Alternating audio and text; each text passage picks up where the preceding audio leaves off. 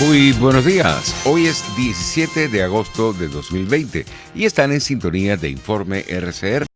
Llega a ustedes a nombre de Jaime Nestares en la dirección general de la estación, de Willy Arcaya en la gerencia de producción, de Jackson Vargas en la coordinación de redacción.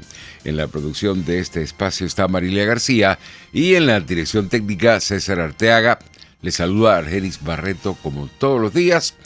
Les recuerdo que tenemos un canal en YouTube que se llama RCR 750. Allí los invito a que se suscriban y nos den un me gusta. Tenemos que este lunes arranca la cuarentena radical en todo el país como parte del método 7+7 implementado por el régimen de Nicolás Maduro desde junio.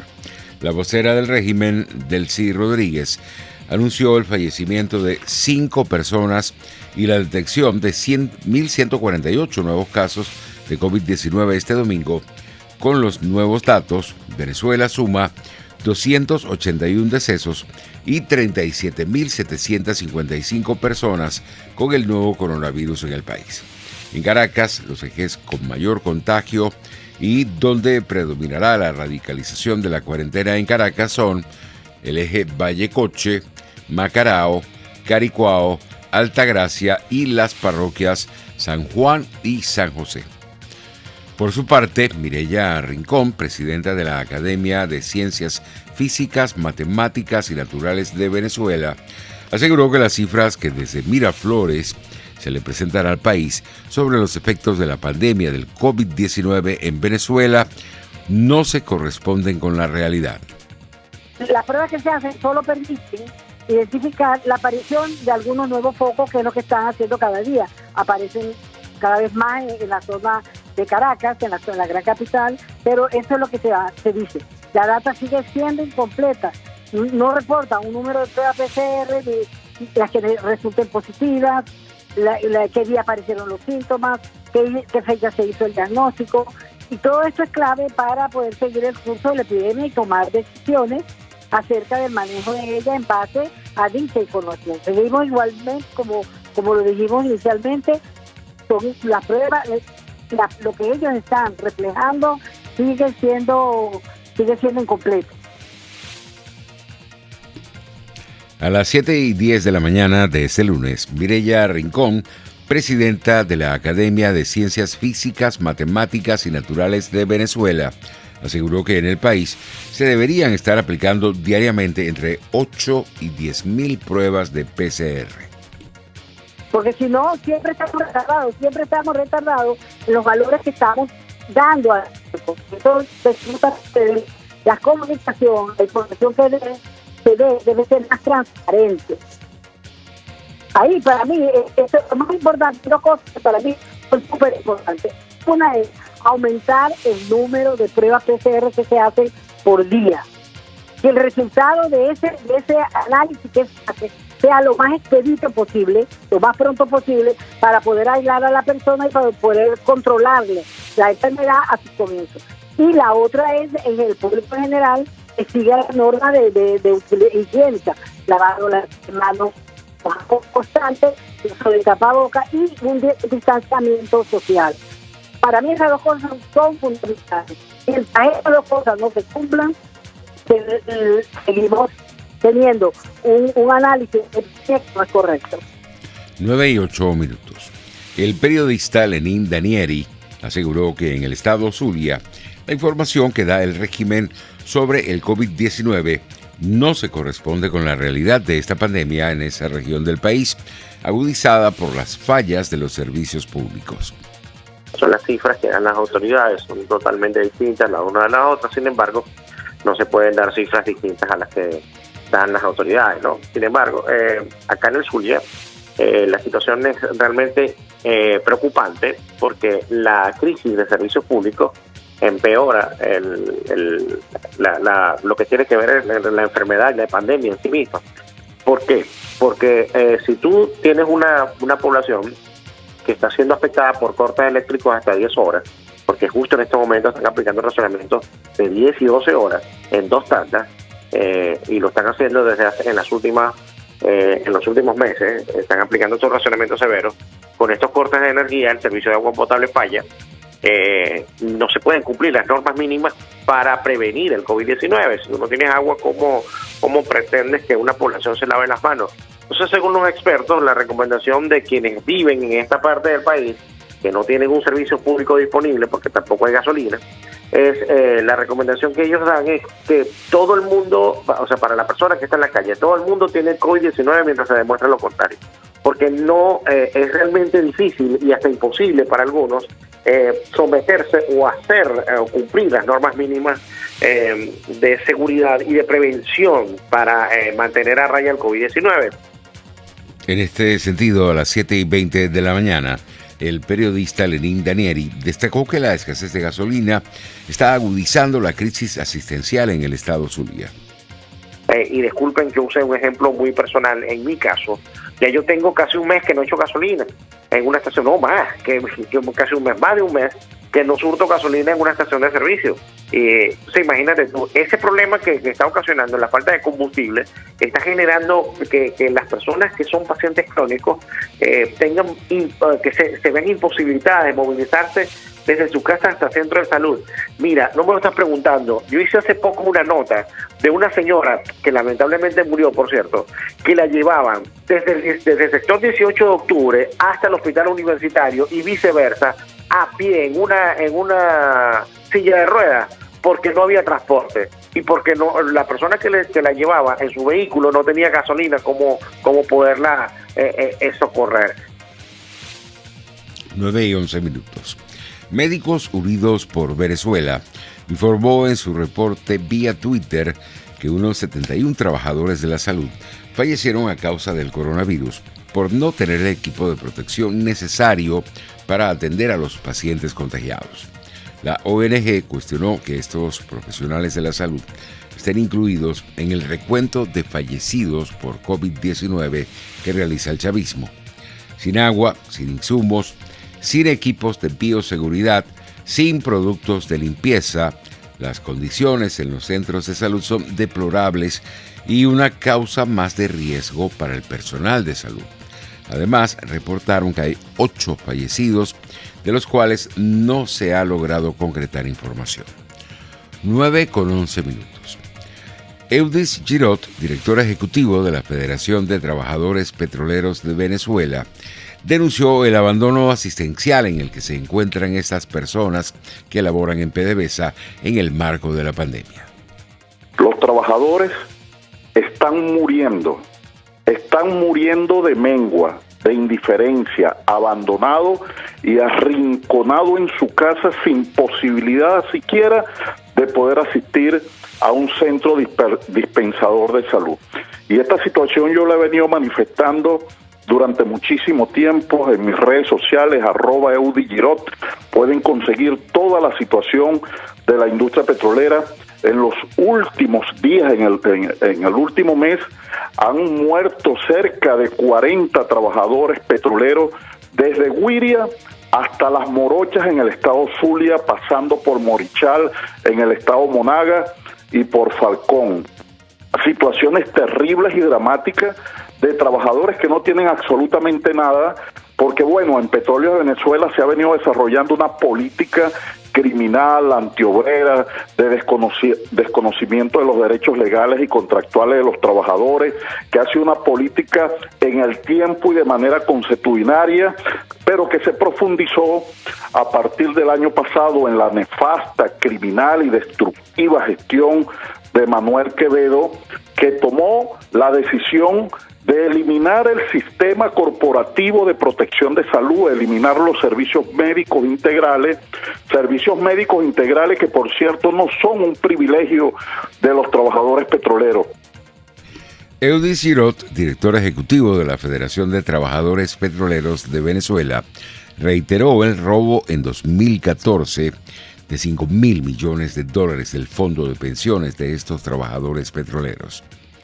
En el año 2016 los jubilados se dan cuenta y comienzan una cantidad de protestas, y es cuando sale a la luz pública esta modificación y el robo que se propició producto de esa modificación que sometió a los jubilados, a los 31.000 jubilados, que deberían estar devengando por conceptos de intereses, Chugo, alrededor de $660 al mes, y apenas están devengando $2 mensuales, y tú consigues a los jubilados hoy del país entonces desnutridos, sin medicamento, muriendo en su casa a mengua, sometido a la indiferencia y al desprecio de un Estado que le robó todo su esfuerzo de vida. Luis Lipa, diputado a la Asamblea Nacional por el estado Apure, calificó de muy delicada la situación que están viviendo los migrantes venezolanos que están regresando al país a través de este estado fronterizo. Se ha colapsado la ciudad del Amparo, se ha colapsado la ciudad de Guadalito. Fue tanta la cantidad de gente que tuvieron que albergar los centros educativos, porque los centros hospitalarios muy pequeños allá. Eso significó pues alguna situación de mucha incomodidad y sobre todo de maltrato. Al inicio grandes inconvenientes, posteriormente sí hubo nuevas intenciones, de repente hubo voluntad, pero no hubo solución. ¿Y por qué no hubo solución? Porque por un lado, no en descarga, pero por un lado, la alcaldía, los municipios no tienen la logística, no tienen los presupuestos. El Estado no tiene presupuesto para darle la alimentación. Luego de eso, algunos lograron salir, llegaron al Mantecal. En Mantecal estaba en algunos centros educativos también. Estos centros educativos no están en condiciones para albergar la gente. Esta es la época que empieza el invierno, y el invierno con unos centros de instalaciones que no están perfectamente adecuadas, cuando no tienen los servicios, ahora se aumentan las enfermedades porque el invierno ocasiona el aumento del dengue. Entonces, toda esta serie de cosas la gente ha protestado porque la alimentación no ha sido la adecuada, y lo otro es que las pruebas que se le hacen, se le hace una prueba que tiene un máximo de error del 70%. Estas pruebas en algún momento pueden salir positivas y tú no tienes nada, y en otro momento puede ser que salga negativo y tienes la enfermedad. El diputado Luis Lipa denunció las limitaciones hospitalarias en el estado Apure para atender a los pacientes con COVID-19. Tenemos mucha gente, mucho personal de primera línea con muy buenas intenciones. Todos, de verdad, enfermeros, médicos, camilleros, todos. Mira, eso es increíble. Esa es la condición del venezolano, definitivamente. En estos momentos se une pues, para los que pudiéramos estar atravesando todo. Hay mucha intención, pero también hay mucho miedo. Hay mucho miedo porque, por una u otra razón, el hospital ya está colapsado. Han tenido que habilitar algunas áreas que en algún momento tenían otro tipo de servicio, y significa que el número de contagiados ha aumentado. Y no solamente eso, sino que esperamos que para este mes el número sea mayor. Yo he estado pendiente por 1000 razones y he visto que ya los diferentes estratos sociales, en lo que queda San Fernando de Apure y el estado de Apure, los diferentes estratos sociales ya han sido contaminados. Estamos hablando de la Guardia Nacional, la Brigada, el Ejército, los trabajadores, los obreros, los comerciantes, todo. Hay mucha gente que ya uno conoce y está en esto. Carlos Ñáñez, economista y profesor universitario, cuestionó el manejo de la cuarentena que está llevando adelante el régimen. Porque un proceso de aislamiento que se plantee 7 días de levantamiento del aislamiento, sumados a 7 días de aislamiento total, en medio de una población que tiene 97% de sus ciudadanos sumidos en pobreza de ingresos y 80% en pobreza de ingresos crítica, es imposible que puedan cumplirse de forma ad hoc o apropiado o medianamente cercano a la racionalidad procesos de aislamiento social eficiente. Los venezolanos acudimos a un transporte público en donde el distanciamiento es sencillamente un eufemismo, en donde los pocos unidades de transporte colectivo, que son 30 veces menores a los que existían antes de la pandemia, se convierten en ollas, en caldos de cultivo para este virus, en donde la escasez de combustible, que es una variable, un coeficiente añadido a esta ecuación de miseria que atraviesa la República, vienen a caotizar la situación. En Venezuela estamos en promedio entre 7 y 9 horas para colocar una gasolina costosísima a 0.50 centavos de dólar el litro, una cosa que llamábamos premium y que de premium no tiene absolutamente nada, porque un bien premium debe de ser fácilmente adquirible, sin ningún tipo de arbitraje o de limitación en su oferta, basado obviamente en su elevado. 9:20. Un tribunal de Sofía, Bulgaria, bloqueó al menos 158 millones de dólares provenientes de PDVSA y empresas ligadas al empresario colombiano Alex Saab, según reportó Armando Info. Según los documentos, Saab ha realizado diversas maniobras para evadir sanciones internacionales contra el chavismo y confirman que los nexos entre Luis Parra, diputados que lo apoyan, y Nicolás Maduro. Según esta investigación, cuando las autoridades búlgaras comenzaron a investigar estas operaciones, un grupo de diputados opositores, encabezada por Luis Parra, Conrado Pérez y Richard Arteaga, viajó a Europa. El objetivo, tanto en Sofía como en cada una de las paradas, fue el mismo: pedir el desbloqueo de fondos a las empresas ligadas a Saab. Suiza, Liechtenstein, Portugal y España fueron otros de los países que visitaron los parlamentarios con este mismo objetivo. En ese entonces ya se estaba gestando la relación entre esta fracción de la oposición y Maduro, que luego se materializó en enero de este año cuando Parra se autoproclamó presidente de la Asamblea Nacional. Ya para finalizar este bloque informativo nacional, tenemos que una delegación estadounidense, encabezada por el asesor de Seguridad Nacional, Robert O'Brien, se reunirá este lunes en Bogotá con el presidente colombiano Iván Duque y otros miembros de su gobierno para tratar asuntos de seguridad, económicos y la crisis de Venezuela.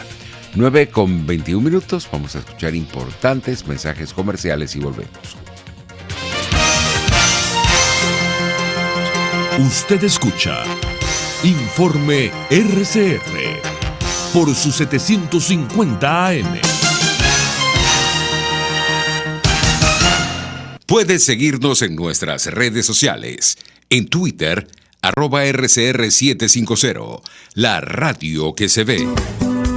Dosis Alternativas, una ventana abierta donde usted hallará respuestas a diversos temas de salud que nos preocupan. La distensión abdominal, muchas personas lo plantean como una enfermedad. Sin embargo, la distensión abdominal, más que una enfermedad o una condición, es un síntoma y es un motivo de consulta sumamente frecuente entre los pacientes que van al gastroenterólogo o que vienen a la consulta de gastroenterología. Dosis Alternativa les hace llegar de una manera sencilla y amena la orientación de profesionales que necesita para comprender y manejar correctamente situaciones de nuestro día a día. Los resultados del laboratorio tienen que ser interpretados con la clínica del paciente. Si bien es cierto, siempre es bueno hacerse exámenes médicos por lo menos una vez al año, también es bueno hacerse también la evaluación clínica, no solo hacerse el examen de laboratorio, sino también ir al médico internista, hacerse un chequeo general anual. Dosis Alternativa con Marilia García y Jackson Vargas, de lunes a viernes a las 9:30 de la mañana, solo por RCR, la radio que se ve.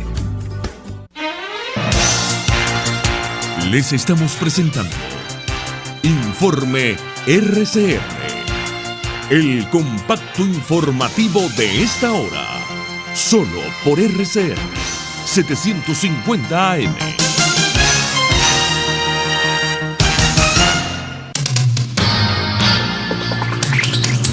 En materia internacional tenemos que Luis Abinader, de 53 años de edad, asumió este domingo la presidencia de República Dominicana con el reto de enfrentar la grave crisis sanitaria y económica que vive el país a causa del nuevo coronavirus. Nuestros colegas de Radio Francia Internacional nos amplían. En el gobierno que iniciamos hoy, no se permitirá bajo ningún concepto que la corrupción del pasado quede impune. El que robó dinero del pueblo tiene necesariamente que pagar en la justicia sus actos. Eran las palabras de Luis Abinader en su juramentación como el nuevo presidente de República Dominicana, en una ceremonia muy austera debido a la pandemia. Pandemia que se ha ensañado con el país caribeño, uno de los países más afectados en América Central. El empresario se enfrenta a la propagación de la enfermedad, que provocó un descenso en la economía de casi el 30% el pasado mes de abril. Un gran golpe para el país más próspero de la región en la última década. En su discurso, Abinader anunció un plan para relanzar la economía y recogió la bandera de la lucha contra la corrupción y la impunidad, promesas que durante su campaña le llevaron finalmente a la victoria.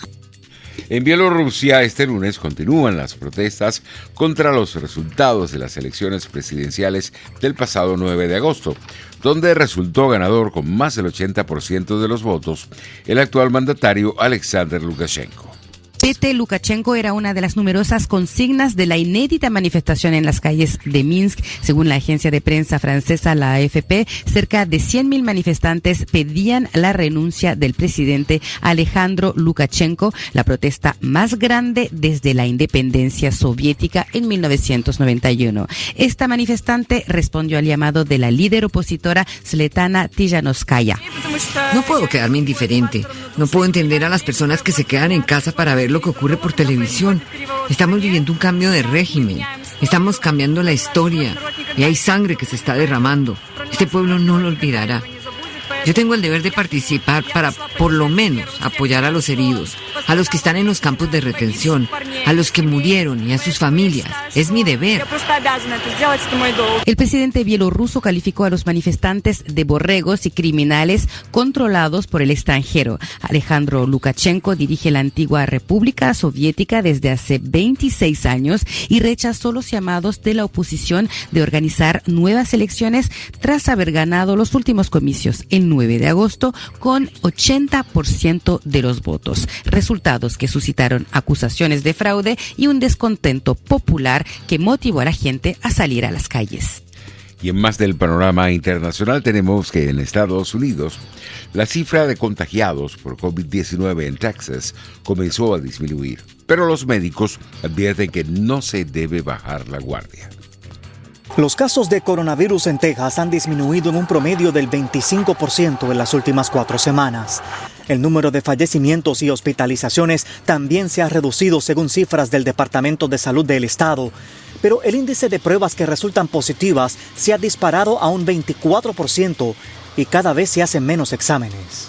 Y aquí en este momento no estamos para disminuir los exámenes, estamos para aumentar los exámenes, especialmente que vamos a venir ya a lo que es el flu season el próximo mes y ahí vamos a tener mucha preocupación si empiezan a venir bastantes casos con síndromes respiratorios y no sabemos si es COVID o es flu. Según el doctor Rodrigo Hasbún, es muy prematuro cantar victoria. No creo que podamos decir que hemos ganado la batalla. Vamos a ganar la batalla una vez que todo el mundo esté vacunado y este virus ya se baje a niveles muy bajos. Quizá antes de que eso se logre, en agenda está la reapertura de las escuelas del Estado, un tema que ha enfrentado a autoridades estatales y locales, en desacuerdo por la fecha en la que las clases deben comenzar a ser presenciales de nuevo. Los estudiantes de Texas deberán regresar a sus aulas esta primavera, ordenó el Estado. Lina Hidalgo, la administradora del condado más grande de Texas, el que mayor número de contagios de coronavirus reporta, advirtió esta semana que el riesgo es demasiado alto. Hemos hecho muy claro, lo hemos dicho ya varias veces, que en este momento no es seguro y no será seguro en el futuro cercano el reabrir las escuelas para la instrucción en persona. Es como una bomba de tiempo. Arnaldo Rojas, Voz de América, Houston. De esta manera estamos terminando por el día de hoy. Los espero mañana a las 9 en punto para un nuevo resumen informativo. Que tengan un feliz día. Hasta aquí este compacto noticioso. Manténgase en nuestra sintonía, porque estaremos informándole de la noticia al momento de producirse. RCR 750 AM.